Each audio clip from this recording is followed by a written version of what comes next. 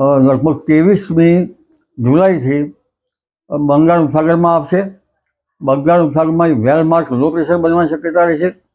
જો કે આ ચોમાસાની ઋતુ છે એટલે દરિયાનું તાપમાન નીચું હોય એટલે વેલમાર્ક લો પ્રેશરથી ડીપ ડિપ્રેશન અને વાવાઝોડું બનવાના સંજોગો ઓછા છે.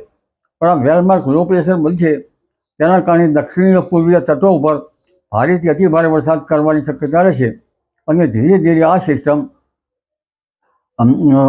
દેશના અંદરના ભાગમાં આવશે ત્યારે છત્તીસગઢના ભાગો અને અન્ય ભાગોમાં ભારે વરસાદ કરવાની શક્યતા રહેશે.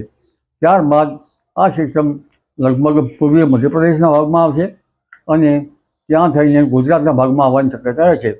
જેના કારણે લગભગ પંચમહાલના ભાગો, હિંમતનગર સાબરકાંઠાના ભાગો, આ ઉપરાંત વડોદરાના પૂર્વીય ભાગો, અમદાવાદ ગાંધીનગરના ભાગો, મધ્ય ગુજરાત કેટલાક ભાગમાં ભારે વરસાદ થવાની શક્યતા રહેશે.